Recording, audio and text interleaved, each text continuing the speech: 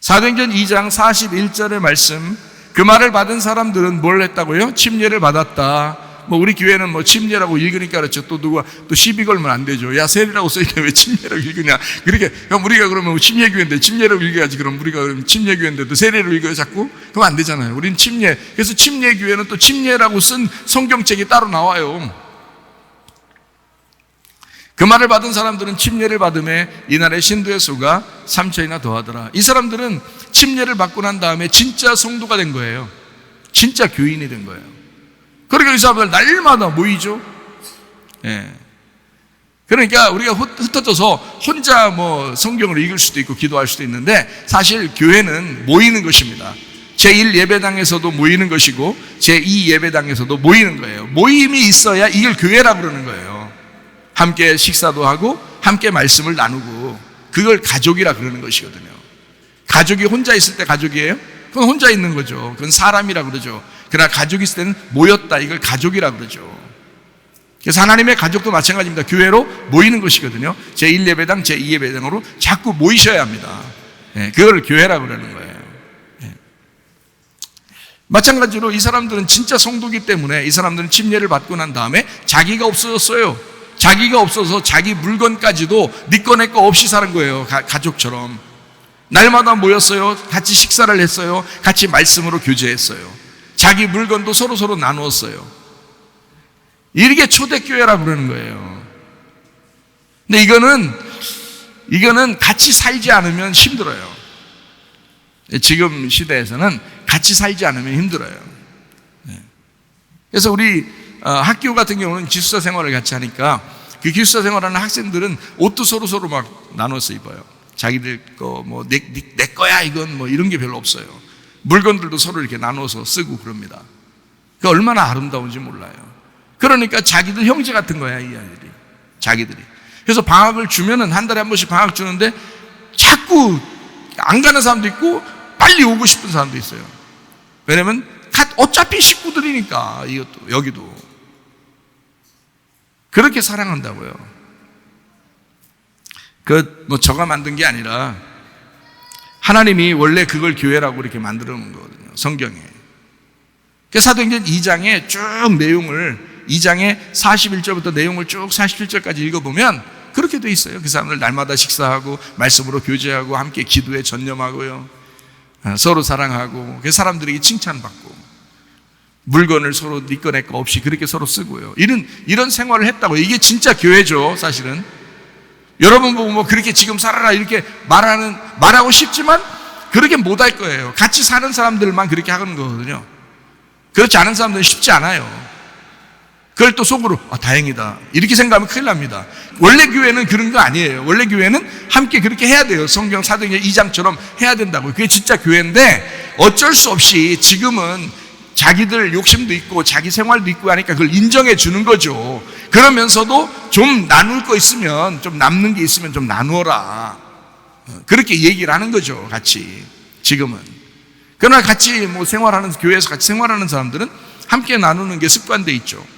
그러니까 진짜 교회를 만들어 나가고 있는 거예요. 그거는 여러분 축복입니다. 그렇게 우리 아이들이, 우리 교회 청년 학생들이 그렇게 살아간다는 것은, 이건 축복받은 거예요. 이 시대에 이렇게 생활해 본다는 것은 축복인 거라고. 그렇다고 해서 결혼해도 똑같이 그렇게 같이 모여 살아라고 그렇게 안 합니다. 결혼하면 또 각자 자기 집이 있어요. 결혼하면 각자 집에 살지만 그렇게 생활해 봤기 때문에 자기들이 계속 같이 모여 있고 싶고, 같이 놀아도 같이 놀고, 먹어도 같이 먹고 싶고, 그렇게 하죠. 진짜 교회처럼 생활하죠. 주님의 교회처럼 생활한단 말이에요. 자, 사도행전 2장 41절에 나와 있는 이 사람들, 자, 침례를 받았는데 어떤 사람이 침례를 받은 거예요? 어떤 사람이 침례를 받았다 이렇게 나왔잖아요. 뭐라고 돼 있어요?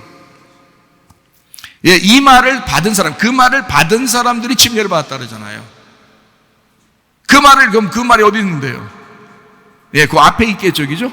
그래서 40절을 보면 이렇게 돼 있습니다. 또 여러 말로 확증하며 권하여 이르되 너희가 이 패역한 세대에서 구원을 받으라 하니 이랬습니다. 자, 뭐라고 했다고요? 뭐라고 말했더니 침례를 받았다고요? 너희가 이 패역한 세대에서 구원을 받아야 된다라고 했더니 이 말을 받은 사람들이 침례를 받기 시작했더라 이 말이에요. 그래요, 나 이 패역한 세대에서 내가 구원받고 이 세상에서 내가 죽은 자로 살겠습니다 라고 결심한 사람들이 3,000명 그날에. 그리고 침례를 받았다. 여러분, 침례나 세례 왜 받았어요? 여러분, 세상 욕심 가지고 똑같이 살려면 왜 받았어요? 침례나 세례를. 정욕적으로 살려면 왜 받았어요? 침례를, 세례를. 주는 사람 헷갈리게. 적어도 이 사람들은 침례를 받았는데 왜 받았느냐면 하나님 말씀을 받고 나니까 이 사람이 어떤 말씀이냐면 이 패역한 세대에서 구원을 받아야 되겠구나. 내가 이 패역한 세대의 이 세대대로 그대로 내가 살아가면 안 되겠구나. 내가 이 세상에서 구원받아야 되겠구나. 내가 이 세상에서 내가 벗어나야 되겠구나. 내가 그리스도의 사람이 돼야 되겠구나. 내가 이 세상에서 죽은 자가 돼야 되겠구나 한 사람들만 사도행전 2장 41절에 침례를 받았다라고 되어 있어요. 그 사람들이 3,000명이 되었다. 여러분, 침례는 아무나 받는 건 아닙니다. 결심한 사람들이 받는 거예요. 침례나 세례를 그냥 아무렇게나 받으니까 여러분 교회 다녀도 여러분 똑같이 생활하는 거예요. 결심하고 받아야 된단 말이에요. 침례라고 하는 이 단어가 밥티조입니다. 밥티조. 그래서 베프티스트, 침례교 할 때 베프티스트 처치라고 그러는 겁니다. 베프티스트 처치. 이게 밥티조에서 나온 거예요. 이 밥티조라고 하는 게 침례입니다. 침례 밥티조라고 하는 것은 완전히 젖게 하다라는 것입니다. 어디 한 군데가 남으면 안 돼요. 완전히 젖어야 된다. 그거를 밥티조라고 합니다. 이거를 씻는다라고도 해요. 씻는데 그냥 한 군데만 잠깐 씻는다는 게 아니고 머리부터 발끝까지 다 씻어야 된다. 이거를 씻는다. 이럴 때 밥티조라고 하는 것입니다. 밥티조. 그게 세례, 침례라는 단어예요. 그게 밥토에서 왔어요. 이 밥토라고 하는 것은요, 물에 잠근다라는 단어입니다. 물에 잠긴다. 그래서 침례교가 침례를 하는 것입니다. 물 속에 잠그는 거예요. 그게 뭐 바닷가든 강가든 뭐 목욕탕이든 상관없어요. 물만 있으면 돼요. 물 속에 집어넣어 버리는 겁니다. 그래서 하나도 남김없이 다 젖도록 머리에서부터 발끝까지 다 젖을 수 있도록 집어넣어 버리는 거죠. 장사 지낸다 그래요. 그래서 그거를 장사 지낸다. 그거를 밥티조, 밥토라고 하는 것입니다. 물에 완전히 잠긴다. 너는 없다. 넌 죽었다. 이 말이에요. 그래서 침례를 줄 때 우리는 이제 이렇게 침례를 주죠. 침례하면서 예수 그리스도와 함께 죽습니다 하면서 물속에 집어넣어요. 그리고 물에서 끄집어낼 때 예수 그리스도와 함께 부활합니다 하면서 끄집어냅니다. 그러면 이제 더 이상 네가 없다는 얘기죠. 더 이상 네가 없다. 예수 그리스도와 함께 살아가야 된다. 예수 그리스도의 부활로 살아가야 된다. 이렇게 이야기하는 것이거든요. 그걸 침례식이라고 이렇게 말하는 것입니다. 자, 주의 만찬은 뭐라고요? 주의 만찬은 어린 양, 유월절 어린 양의 피로 구원받은 생일날과 같습니다. 그걸 주의 만찬이라 그래요. 주의 만찬이 이제 떡과 포도주로 이렇게 나누는 거잖아요. 그래서 그 사람을 선택하고, 하나님이 그 사람을 선택하고 이 사람을 태어나게 했다라는 기념이거든요. 그게 주의 만찬이라고 하는 것입니다. 그거를 선택했다는 것을 의식적으로 알려준 때가 있어요. 이 떡과 포도주로 알려준 때가 처음 나오는 게 창세기 14장 18절입니다. 살렘왕 멜기세덱이 떡과 포도주를 가지고 나왔으니 그는 지극히 높으신 하나님의 제사장이었더라. 이렇게 되어 있습니다. 떡과 포도주를 가지고 멜기세덱이 와서 아브라함에게 주는 것입니다. 주의 만찬도 똑같았죠. 예수님께서 제자들에게 뭐라고 했어요? 이건 내 살이요 내 피다 라고 하면서 떡과 포도주를 주죠. 그죠? 멜기세덱 왕으로 오신 우리 주님께서 제사장으로서 이 땅에 죽으실 걸, 자기의 죽음을 이야기하면서 너희들도 똑같이 나를 따라와야 된다라고 하는 그 의미로 너희들 태어나는 거야. 오늘 내가 너희를 선택한 거야. 너희가 선택받았음을 기념해라. 그래서 주의 만찬이 있는 거고요. 그걸 생일날과 똑같은 의미입니다. 요한복음 13장 8절 10절입니다. 베드로가 이르되 내 발을 절대로 씻지 못하시리이다. 예수께서 대답하시되 내가 너를 씻어주지 아니하면 네가 나와 상관이 없느니라. 예수께서 이르시되 이미 목욕한 자는 발밖에 씻을 필요가 없느니라. 온몸이 깨끗하니라. 너희가 깨끗하나 다는 아니니라 하시니. 이렇게 했습니다. 그러니까 목욕이라는 말이 나오고 손과 발을 씻는다는 말이 나오잖아요. 씻는다는 것은 세례를 의미하고 목욕하는 것은 침례를 의미합니다. 그런데 우리가 결혼식도 한 번 하듯이 침례를 통해서 자기의 죽음이라고 하는 그 기념 의식은 한 번 해요. 그런데 날마다 씻는 것은 날마다 생각하는 거죠. 날마다 그 목욕한 것에 대해서 자꾸 생각을 하는 거죠. 그리고 살아가는 겁니다. 그래서 이거를 이제 구약에서도 이런 일이 있었는데 그게 바로 뭐냐면 출애굽기 38장 8절 그가 노스로 물두멍을 만들고 그 받침도 노스로 하였으니 곧 회막문에서 수종드는 여인들의 거울로 만들었더라. 이게 뭐냐면 물두멍이거든요. 물두멍은 왜 있어요? 세수대야처럼 생겨가지고 물을 담아놨어요. 그래서 물로 자꾸 씻으라는 거거든요. 손과 발을 씻으라. 내가 하나님의 백성으로 목욕한 자는 손과 발을 날마다 씻으면서 들어가라는 거예요. 하나님을 만날 때. 예배할 때 손과 발을 매일 씻으면서 나가라는 거예요. 하나님 앞에. 뭘로 만들어라겠어요? 회막문에서 수종드는 여인들의 거울로 만들었어요. 성경을 뭐라고 그러죠? 우리들의 거울이라고 그럽니다.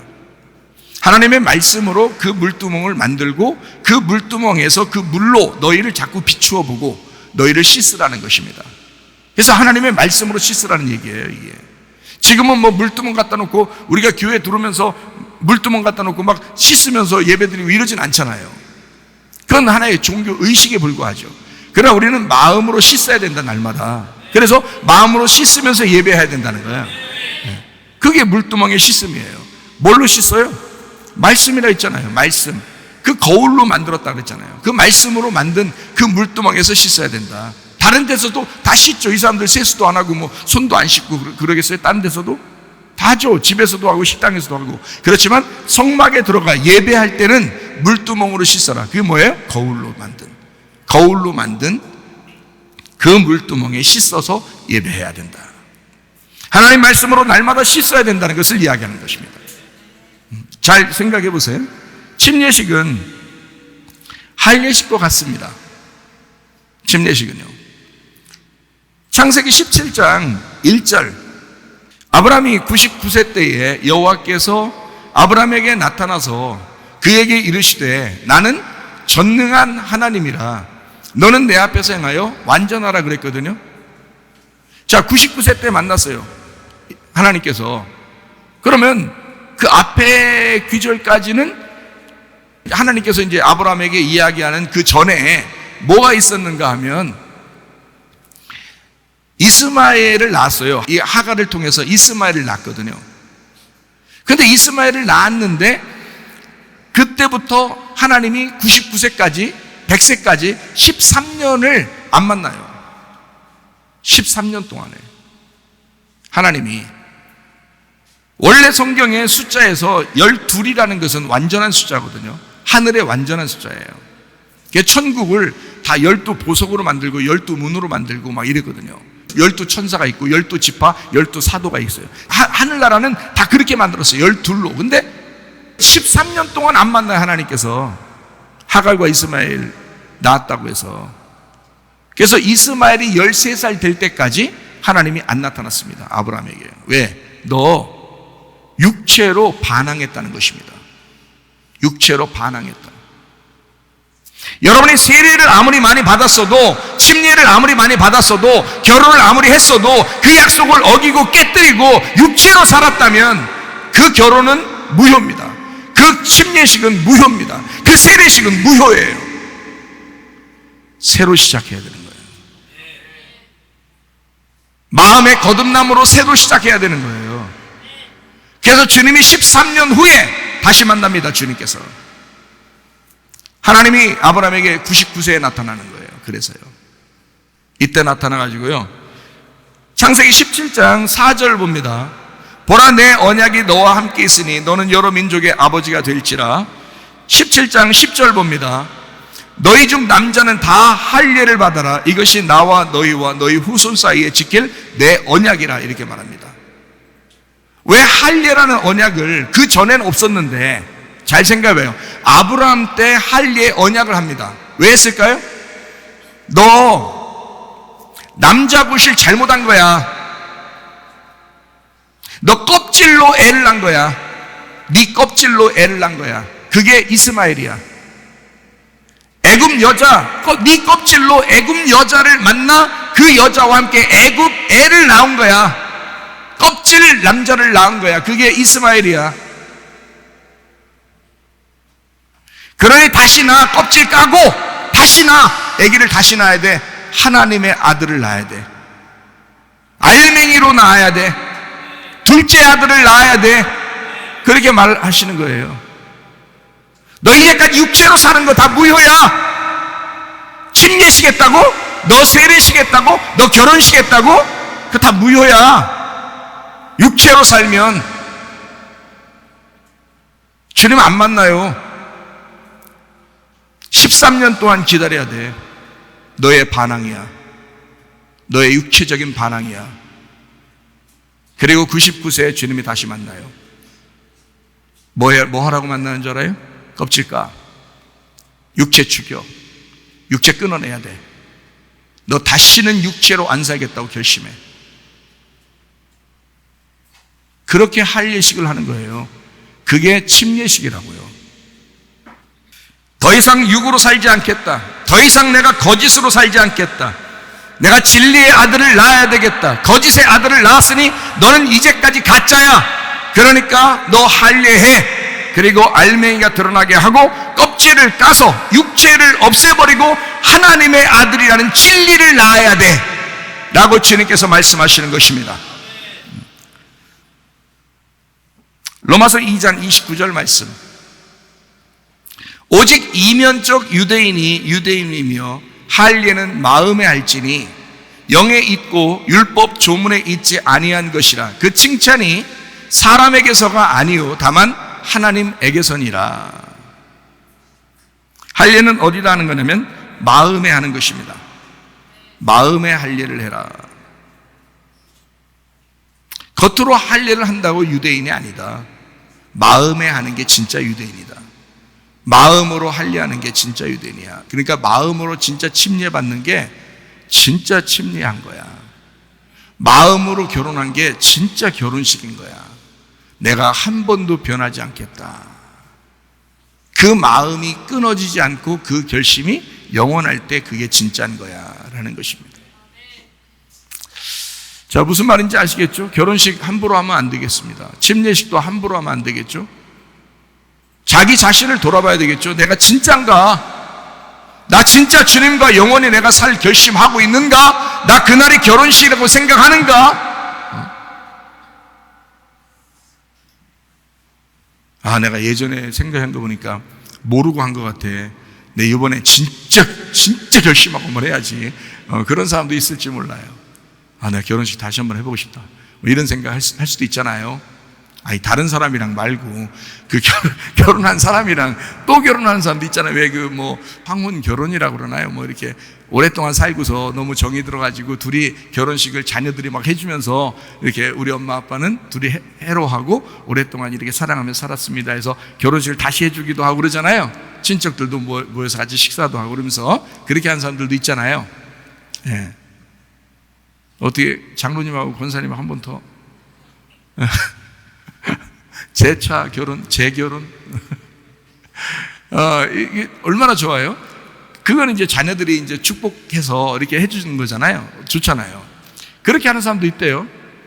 그러면 그 결혼식에 대한 설렘 그리고 결심하는 그 마음, 결단하는 그 마음이 더 새록새록 이렇게 결심이 될 수도 있겠죠. 어쨌든 마음으로 하는 게 중요한데 그 마음의 결심이 더 중요한데 혹시 내가 진짜 한번 내 결혼하고 싶다. 내가 진짜 침례를 받아보고 싶다. 그런 사람이 있다면 저랑 상의해보면 알겠죠. 갈라디아서 6장 15절 말씀. 할례나 무할례가 아무것도 아니다.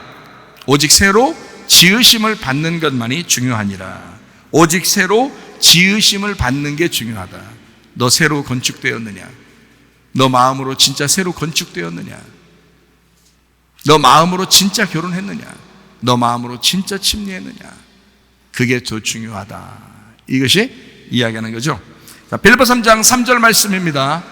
하나님의 성령으로 봉사하며 그리스도 예수로 자랑하고 육체를 신뢰하지 아니하는 우리가 곧 할례파라. 할례파는 뭐라고 그러니까? 할례한 거, 진짜 껍질이 벗겨지고 진짜 알맹이로 사는, 진리로 사는 사람들, 이걸 뭐라고 그런다고요? 성령으로 봉사한다. 그리스도 예수로 자랑한다.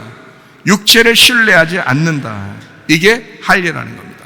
여러분 할례했습니까? 여러분 침례 받았습니까? 여러분 결혼했습니까? 주님과? 어떤 사람이 돼야 돼요? 성령으로 봉사하며 그리스도 예수로 자랑하고 육체를 신뢰하지 않는다. 이제 더 이상 육체로 살지 않는다, 이 말입니다. 골로새서 2장 11절 12절 말씀이요. 또 그 안에서 너희가 손으로 하지 아니한 할례를 받았으니 곧 육의 몸을 벗는 것이요 그리스도의 할례니라. 너희가 침례로 그리스도와 함께 장사되고 또 죽은 자들 가운데서 그를 일으키신 하나님의 역사를 믿음으로 말미암아 그 안에서 함께 일으키심을 받았다. 이것이 할례요 침례다. 그러니까 너희가 사는 게 아니다. 더 이상 육의 몸을 완전히 벗어버리고 그리스도와 함께 사는 것이다. 이거를 침례 곧 할례라 이렇게 말하는 것입니다. 예수님의 침례는 나의 침례가 되어야 합니다. 예수님의 침례는 예수님의 침례로 끝나는 것이 아니라 나의 침례가 되어야 돼요. 예수님이 직접 자기가 몸으로 행한 것은 침례밖에 없어요. 이 땅에서 몸으로 자기가 직접 사람들에게 보여주고 직접 행한 것은 침례밖에 없어요. 그게 마태복음 3장입니다. 마태복음 3장 14절부터 17절까지 말씀이거든요. 요한이 말려 이르되 내가 당신에게 침례를 받아야 할 터인데 당신이 내게로 오시나이까. 예수께서 대답하여 이르시되 이제 허락하라. 우리가 이와 같이 하여 모든 의를 이루는 것이 합당하니라 하시니 이에 요한이 허락하는지라. 예수께서 침례를 받으시고 곧 물에서 올라오실세 그랬죠. 분명히 세례는 아닌 것 같아요. 그렇다고 세례를 비난하는 거 아닙니다. 씻는 세례나 물에 잠기는 침례나 똑같아요. 의미적인 거니까, 마음으로 하는 거니까. 그러니까 세례를 받으시고, 다시 말하면 침례를 받으시고 물에서 올라오실세. 그러니까 물에 들어갔다가 올라온 게 맞죠. 하늘이 열리고 하나님의 성령이 비둘기같이 내려 자기 위에 임하심을 보시더니 하늘로부터 소리가 있어 말씀하시되 이는 내 사랑하는 아들이요 내 기뻐하는 자라 하시니라. 요단강에서 침례를 받습니다. 사역을 위하여 성령과 하나 되는 장면, 이게 침례식이에요.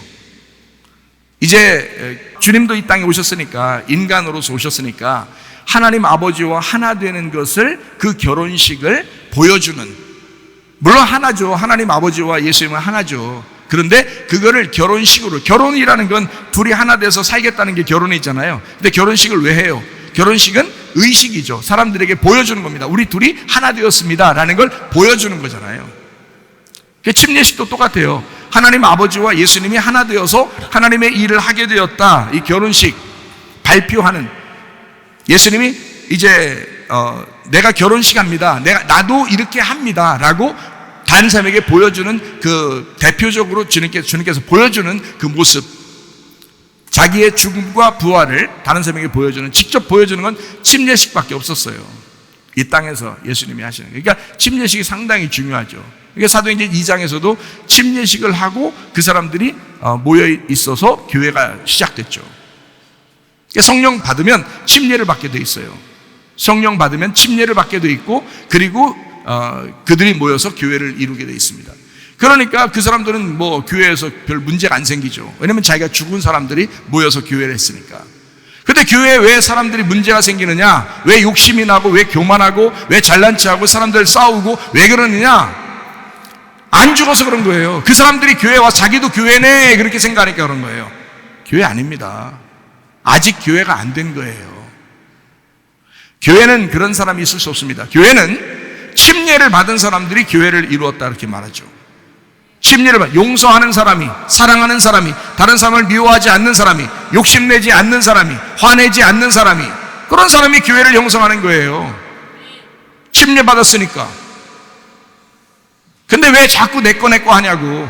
교회 와서도 왜 자꾸 욕심내고, 왜 화내고, 용서하지도 못하고, 미워하고, 왜 그렇게 사나고, 그런 사람들도 있냐고. 왜 그러면 안 된다고요. 침례를 받지 못해서 그런 거예요. 그 사람이 진정한 침례가 없었기 때문에 그렇습니다. 성경의 침례는 자기가 마음으로 진짜 침례를 받은 사람들, 이 사람들이 침례를 받고 교회를 만들었어요. 그러니까 문제가 거의 없죠. 다 나가서 예수님 증거하고, 예수로 자랑하고, 주님 안에서 기뻐하고, 성령으로 봉사하고, 그러면서 나가서 전도하다가 순교당하고 그런 거죠. 그 사람들이요. 근데 지금의 교회들을 보면 세례식도 많이 하고 침례식도 많이 하는데 엉망진창인 사람들이 한두 명이 아닙니다. 그건 결혼식 했다고 볼 수가 없죠. 당신의 결혼식은 무효요. 당신의 침례식, 세례식은 다 무효요. 그걸 모르고 살아갈 뿐이에요. 그 결혼식을 무시한 거라 이 말이에요. 그 침례식, 세례식을 무시한 거라는 거죠. 육체가 아직도 살아있으면서, 육체로 살면서 육체를 끊어내라고 할례식하고, 육체를 끊어내고 죽이라고 침례식, 세례식을 하는 건데 그걸 안 해요. 육체를 끊어내지 않고 하갈을 통하여 이스마엘을 아무리 많이 낳아도 하나님은 안 만납니다. 13년 후에 네가 반항한 거야. 그러고 육체 끊어. 그게 너와 나의 언약이야. 그거 끊어낼 때 이삭을 줄 거야. 그래서 할례를 하고 난 다음에 이삭이 왔어요. 할례하고 난 다음에. 그 전에는 이삭 안 줍니다. 할례를 받고 이삭이 태어났어요. 알아요? 그래서 99세에 하나님이 나타나신 거예요. 100세에 이삭 주려고. 1년 후에 나타나야 되니까. 자, 침례식, 세례식 아무것도 아닌 줄 알았죠. 결혼식 아무것도 아닌 줄 알았죠. 여러분 다 외식적이고 거짓하고 가식적으로 하나님을 믿고 사는 사람이 한두 명입니까? 마음으로 진정으로 결혼하세요. 마음으로 진정으로 침례식 하세요. 그래서 주님을 믿는 것입니다. 그런 사람이 성령으로 봉사하게 되고 주님을 자랑하게 되고 교회에 함께 모여서 연합하게 되는 것입니다. 그게 하나가 되는 거예요. 그렇지 않은 사람들은 뭐 그냥 설교 듣다가도 졸고 뭐 그냥 대충 뭐 그냥 아유 뭐 오늘 예배 뭐 길면 안 돼. 절대 안 돼. 일찍 가야 돼. 이런 사람도 있고요. 아, 이게 추워. 여기는 왜 또 더워. 아우, 이게 마음에 안 들어. 생긴 게. 별걸 다. 그러면 안 됩니다. 창세기 6장 17절. 내가 홍수를 땅에 일으켜 무릇 생명의 기운이 있는 모든 육체를 천하에서 멸절하리니 땅에 있는 것들이 다 죽으리라. 노아 홍수 침례거든요. 노아 홍수 침례. 땅에 있는 것들을 다 멸절시키리라. 그게 침례예요. 땅에 있는 거 다 죽이려고 노아 홍수가 있었던 거예요. 그거를 침례라고 합니다. 창세기 7장 22절 말씀. 육지에 있어 그 코에 생명의 기운에 숨이 있는 것은 다 죽었더라. 땅의 호흡이 멈춘 상태. 땅에서 숨 쉬는 게 멈추는 상태.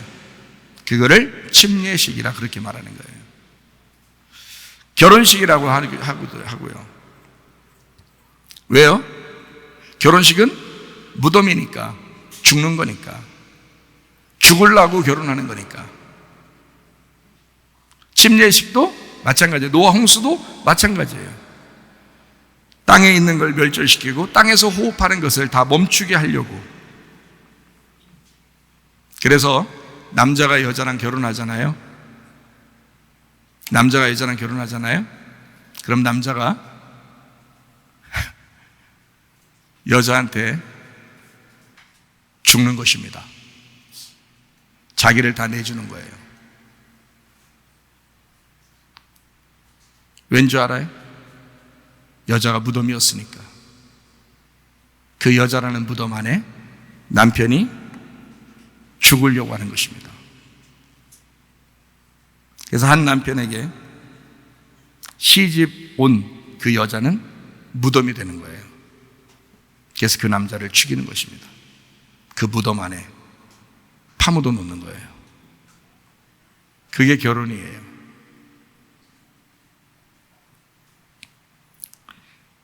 땅의 호흡이 멈추면 침례식을 한 거다. 땅에 있는 것이 멸절되면 그게 결혼식이다. 침례의 의미를 정확하게 알고 하셔야 된다. 그 아내의 무덤 안에 내가 죽는 것이다. 주님도 이 땅에 오셔서 이 땅이라는 안에 죽는 겁니다. 들어가서. 그래서 무덤 안에 갇히는 거예요.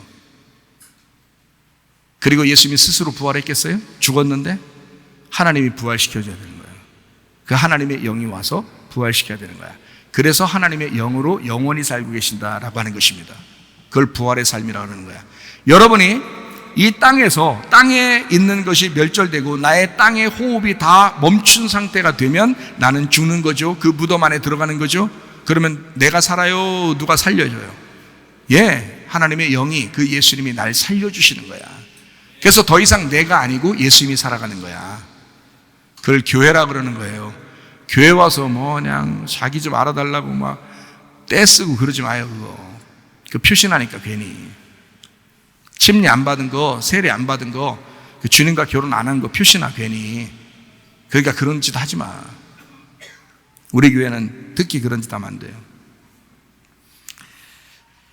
출애굽기 14장 21절 모세가 바다 위로 손을 내밀매 여호와께서 큰 동풍이 밤새도록 바닷물을 물러가게 하시니 물이 갈라져 바다가 마른 땅이 된지라.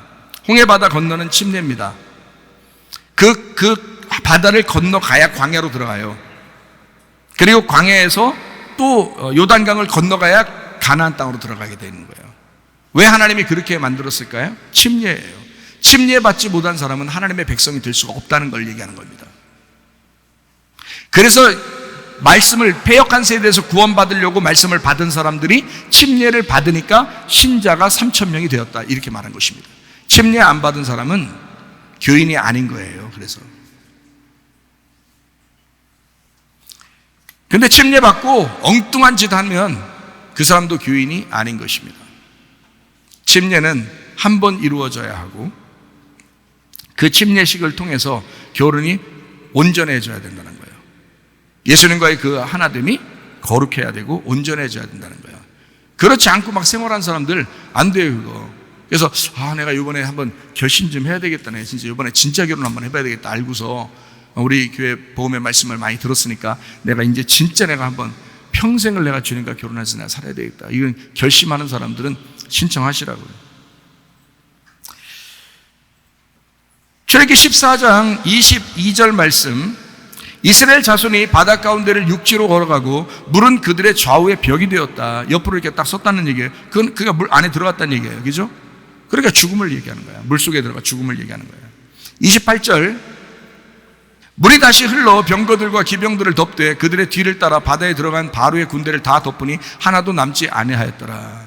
우리를 추격하여 오는 바로의 군대, 육체입니다. 애굽의 사람들이죠. 육체. 우리 속에도 육체가 있어요, 없어요? 있어요. 그 육체가 나를 계속 쫓아다닌다고. 근데 그 쫓아다니는 그 육체는 어떻게 된다고? 물이 완전히 덮어서 죽여버려야 된다고. 이해가 돼요? 그렇게 했잖아요. 여기 죽였잖아요. 그걸 침례라고 그러는 거라고요. 29절, 그러나 이스라엘 자손은 바다 가운데를 육지로 행하였고 물이 좌우에 벽이 되었더라. 30절, 그러나 여호와께서 이같이 이스라엘을 애굽 사람의 손에서 구원하심에, 그러니까 다시 말하면 패역한 세대에서, 패역한 애굽에서 구원하셨다, 그 말이죠. 그죠? 패역한 세대에서 구원을 받기 위해서 그 사람들이 침례를 받은 거잖아요. 사도행전 2장에 오순절 성령 충만 받은 사람들이, 그죠? 네. 패역한 세대에서 구원받으려고, 그래서 더 이상 내가 패역한 세대에서 살지 않으리라고 결심한 사람이 침례를 받은 거라고요. 애굽에서 탈출한 사람들이, 하나님께서 이 사람들을 이끌어낸 것은, 홍해바다를 일부러 건너게 하는 것은 애굽 사람의 손에서 구원하려고 한 것입니다. 다시 말하면 더 이상 애굽의 습관대로 살지 않게 하려고, 더 이상 애굽의 문화대로 살지 않게 하려고 이 사람들을 구원하신 것이다. 이스라엘이 바닷가에서 애굽 사람들이 죽어 있는 것을 보았더라. 뭐예요? 노아 시대 때도 똑같죠. 호흡 있는 자들 다 죽었더라 그랬죠. 땅의 호흡은 다 죽어야 되니까. 그걸 침례라 그런다고요. 여러분, 땅에 숨을 쉬면 안 된다 이 말이에요. 우리는 예수님 믿는 사람들은 하늘에 숨을 쉬고 살아가야 되는 것입니다. 그걸 예수 믿는다고 하는 거예요. 자, 더 이상 애굽의 삶으로 내가 살지 않겠다. 더 이상 내가 애굽의 숨을 쉬지 않겠다. 광야의 하나님을 내가 신뢰하겠다.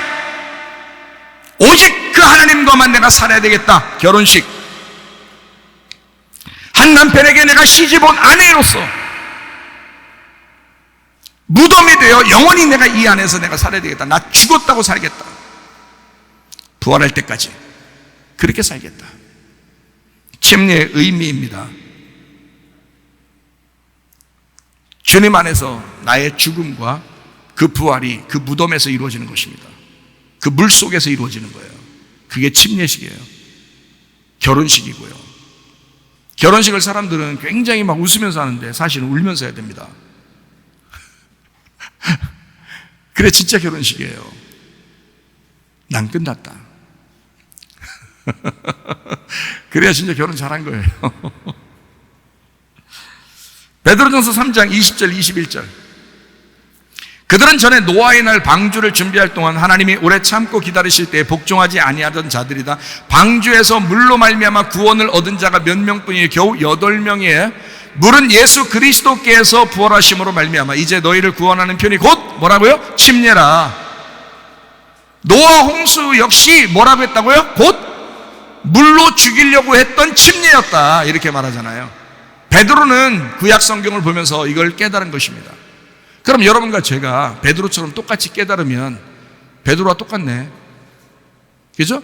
베드로와 예수님은 아니란 말이에요. 예수님의 말씀을 해석하고 분석하고 그거를 영적으로 깨달은 사람이죠. 베드로도. 그래서 베드로가 똑같이 얘기하는 거예요. 우리도 똑같이 지금 얘기하고 있잖아요. 우리 교회도. 그러면 우리가 베드로의 이야기를 지금 듣고 있는 거라고. 지금 그 말씀을 듣고 있는 거라고요. 노아 홍수가 침례식과 다른 게 아니에요. 노아 홍수는 침례식과 동일한 것입니다. 육체의 더러운 것을 어떻게 한다고요? 제하여 버리기 아니요, 하나님을 향한 선한 양심의 간군이라 이렇게 되어 있습니다. 왜 이런 식으로 써놨냐면 죽음을 의미하지만 더 나아가서 부활을 의미하는 것이다 라고 하는 것을 강조하기 위해서입니다. 너희가 죽어서 사는 것 얼마나 율법적이겠어. 참으려고 하니까. 그거 아니지? 선한 양심을 따라 하나님을 향해서 나가는 거야. 이건 부활의 삶이야. 침례식이라는 거 무서워하지 마. 이게 부활의 삶이기 때문에 그런 거야. 주님 따라가기만 하면 돼. 주님 따라가기만 하면. 침례는 악한 양심이 죽어버리고 선한 양심이 간구하는 것을 침례라 그러는 것입니다. 악한 양심으로 죽어버리고 선한 양심으로 살아가려고 하는 거, 이거를 침례식이라고 그래요. 이거는 자연스러운 삶의 태도가 되어야 하는 것입니다. 이것은요. 그래서 선한 양심이라고 그러는 거예요. 너 양심적으로 살아. 그렇게 되는 거죠. 왜냐면 이건 양심적으로 사는 거니까 자연스럽죠. 이게 삶의 태도니까요. 세상 남편과 살던 나의 태도가 변해서 세상 남편과 살던 나의 태도가 죽어버리고 예수 그리스도와 하나 된 결혼 생활의 그 자연스러움, 이 세상에서 남편과 사는 그 자연스러움보다 더 자연스러운 예수 그리스도 남편과 함께 사는 그 선한 양심, 그 양심으로 살아가는 그 삶의 자연스러움이 침례식을 통해서 있어야 된다 그 말입니다. 그게 진정한 침례의 의미다 하는 거예요. 놀랍죠? 침례식 대단합니다. 그래서 이런 침례를 모르고 살던 사람이 옛날에 이런 일이 있었어요. 요즘에는 뭐 그런 사람 많지 않습니다. 옛날에 재침례파라는 사람들이 있었습니다. 재침례파. 그게 침례교의 어떤 뿌리가 되는데요. 우리 침례교의 뿌리가 돼요. 옛날에는 막 천주교가 기독교를 막 못 살게 굴던 때가 있었죠. 근데 그 천주교가 나라 전체적으로 다 애들 때부터 다 세례를 받아요. 유아 세례라 그러죠. 그래서 세례를 다 받겠어요. 뭐 알지도 못하는데 뭐 선한 양심이 뭔지도 모르는데 주님을 어떻게 따라가는지 자기가 어떻게 죽어야 되는지 이런 것도 모르는데 그냥 성경에 나와 있는 대로가 아니라 그냥 아기 때부터 그냥 줘버리는 거예요. 너희는 천주교인이다 이렇게 하려고 그걸 다 나라적으로 이걸 이제 통치하려고 다 줘버렸거든요. 아기 때부터. 그걸 이제 유아 세례라 그러거든요. 그걸 지금도 이제 따라서 이제 하는 이제 교단들도 꽤 있죠. 그건 뭐 부모의 어떤 믿음이니까 아이를 하나님 앞에 바친다는 어떤 의미니까 뭐 좋다 해요. 뭐 그렇게 뭐 어떤 의식으로 교회의 어떤 행사로 그렇게 할 수도 있어요. 뭐 나쁘다고 얘기하는 건 아닙니다. 근데 옛날엔 천주교가 그런 일을 했어요. 그러니까 그게 이제 진짜가 아니라는 걸 깨달았어요. 믿음으로 사는 사람들이 이제 그 진짜가 아니라는 것을 깨닫고 이 사람들이 아니다. 우리가 뭔가 착각하고 세례식을 하고 사람들 그 천주교에서 주는 그 세례를 무조건 받았다. 우리 믿음으로 받은 게 아니었다. 그래서 이 사람들이 모여서 믿음으로 형성된 교회가 생겼는데 그 사람들이 재침례파, 다시 침례를 받자 우리가. 다시 침례를 받자 해서 재침례 교도, 그래서 아나바프티스트라고 합니다. 아나바프티스트. 바프티스트를 다시 하자, 아나하자, 다시 하자. 그래서 거듭 태어난 것처럼 거듭 결혼하듯이 거듭 침례를 하자. 그래서 우리는 세례를 받았던 사람들이 모여서 다시 침례를 받으면서 우리가 진정한 믿음의 결심을 하자 한 사람들이 있었는데 그게 바로 아나바프티스트입니다. 이게 침례교회 역사의 뿌리입니다. 침례교회. 그래서 침례교회 원래 교리가요, 죽으나 사나 침례를 주는 것입니다. 그래서 그런 거예요. 이렇게 다른 사람들하고 다투려고 침례를 주는 게 아니고 이런 뿌리가 있기 때문에 그렇습니다. 그렇게 침례를 다시 주는 사람들을 천주교 교황이 명령해서 그 사람들, 다시 침례 주는 사람들만 잡아다가 다 죽였습니다. 그때 순교한 숫자가 어마어마합니다. 그래서 침례교는 순교의 바탕을 둔 믿음, 다시 침례를 받는다고 순교를 당한 그 피의 그 기초 위에 세워진 것이 우리 침례교회예요. 그래서 굉장히 자부심이 있죠. 침례교회는 그런 자부심을 가지고 침례교회를 하고 있습니다. 사람들이요. 침례교 목사님들한테 물어보시면 압니다. 그래서 아나바프티스트라고 그래요. 다시 침례받는 사람들, 거듭 침례라고 그래요. 재침례라고 합니다. 진짜 마음으로 침례받는, 하늘에서 침례받는, 그러니까 땅의 침례가 아니라 하늘의 침례를 받는 자들, 아나바프티스트, 이렇게 그들을 불렀습니다. 그 당시에는 그들을 이제 핍박하기 위해서 다른 언어로 이제 저 재침례교도들이야, 재침례교도들이야 하면서 잡아다 죽였습니다. 그렇지만 실제로 나중에 후대의 사람들이 그걸 연구해 보니까 그 재침례 교도들만큼 믿음이 확실한 사람들이 없었다라고 이제 밝혀진 거죠. 침례라 세례의 의미를 알지 못하고 의식을 행한 사람들은 재침례파가 되어야 마땅한 것입니다. 날마다 결혼식 때의 결심과 그 약속으로 살아가야 하듯이 침례식이라고 하는 것은 그 결심이에요. 마음으로, 믿음으로 하나님 앞에 결심하는 것입니다. 침례식도, 할례도, 결혼식도 딱 한 번만 합니다. 이 세상에서요. 침례를 받은 사람이, 할례를 받은 사람이, 결혼한 사람이 계속 그때를 기억해서 살아가는 거, 이게 중요한 거죠.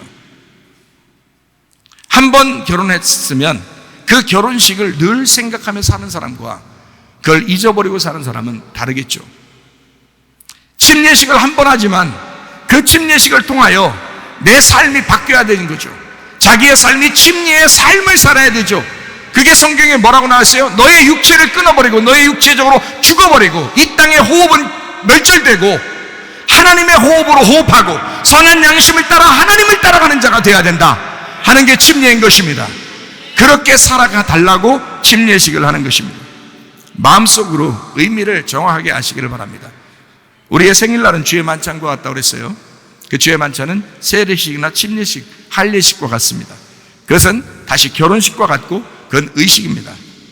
한번 의식을 치렀다고 해서 진정한 결혼과 침례라는 것은 아닙니다. 그건 중요하지 않습니다. 거듭나야 된다. 다시 말하면 하늘로 다시 태어나야 된다. 육체의 씻음이 있어야 된다. 마음의 죽음이 있어야 된다. 마음의 할례가 있어야 된다. 마음의 하나됨, 그 주님과 연합됨이 있어야 된다. 마음으로, 그 영혼이 구원받는 것이 중요하다. 그래서 마음으로 할례를 받고 마음으로 결혼하고 마음으로 침례받는 것이 훨씬 더 중요합니다. 그러므로 결심하셔야 된다. 그럼 어떻게 해요? 옛날에 받았는데 지금 어떻게 해야 돼? 성경은 이렇게 가르치고 있어요. 너희의 한 번이 영원히 계속되어지길 원한다라고 말씀하죠.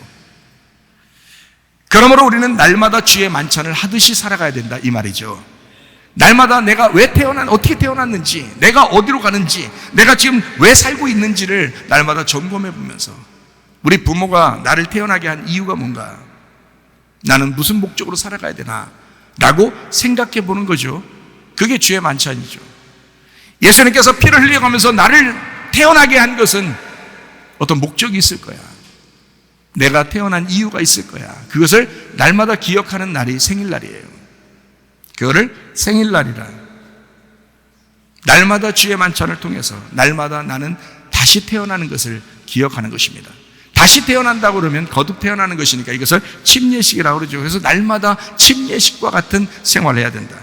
날마다 할례식 하듯이 내가 날마다 육체를 끊어내는 생각을 하면서 살아가야 된다. 그것이 날마다 나의 생일이 될 것이니까. 날마다 결혼하는 것이다. 내가 결혼한 그 예수님과 함께 날마다 결혼하는 마음을 가지고 생활하는 것이다.